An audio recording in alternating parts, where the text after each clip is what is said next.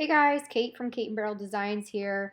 I just wanted to show you really quick how I achieved this kind of raised stencil look on this cabinet that I was working on. I wanted a denim lace finish on it.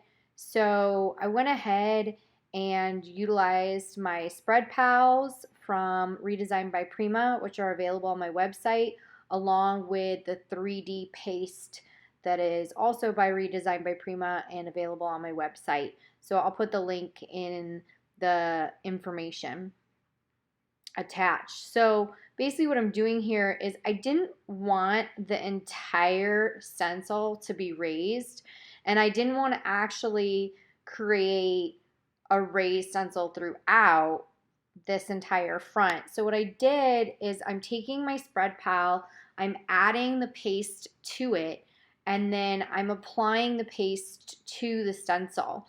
So you can see I'm just kind of wiping it on and getting it all in the grooves and everything, and then wiping it back. So I flip the spread pal, and then I flip it and take off any excess that's on there that was additional that I didn't need. So you can kind of see how I'm going through and doing that. Sorry if I'm in front of it with my own head.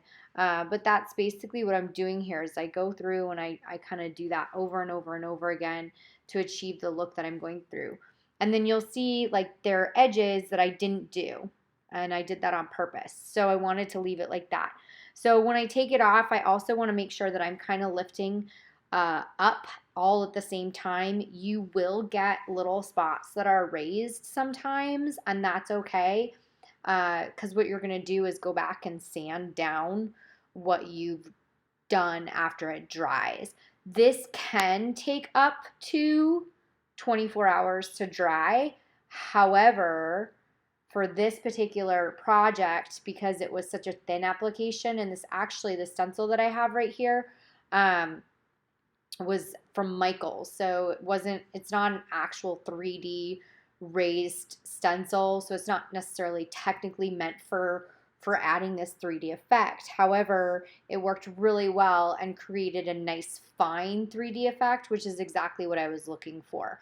So I have other 3D stencils that are very, very thick. And so they kind of create that thicker, definite definition of the stencil when you utilize them. So it just depends on the thickness of the actual stencil itself. So again, I just wanted to use specific parts, because what I did is after this dried, I basically went back in and used just Snow Owl, my Wise Owl Snow Owl, and stenciled in the rest of the areas that were not part of the raised. And you'll see the final look that I came up with at the end of the video. So again, just applying the paste, working it in there, any excess, here I just go ahead and like scoop it back. I love the actual spread pals. It's kind of like a silicone rubber. I'm using the smaller one. There are two different sizes. There's a small one and a bigger one. I like the small one for this because I was trying to really control exactly where I was putting it.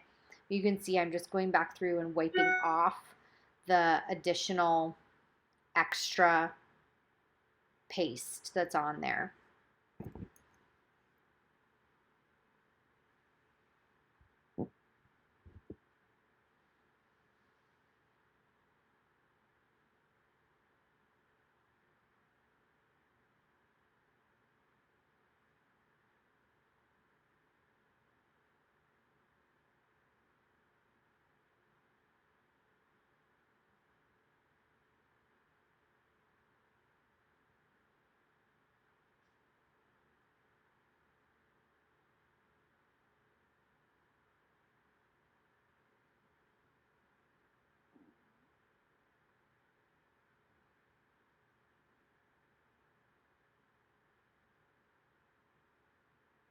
Also, one thing that I will note is that I'm pretty particular about making sure that when I did clean this stencil off and get all of the 3D paste off, it doesn't specifically say that it shouldn't go down the drain, but I don't rinse it in my regular sink.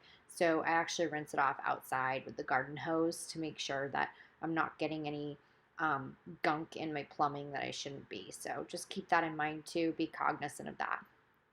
So those were the 6 sections that I did. I just wipe off the additional paste, make sure that the jar is all nice and clean and get off any gunk that's on the edge, and then go ahead and close that up.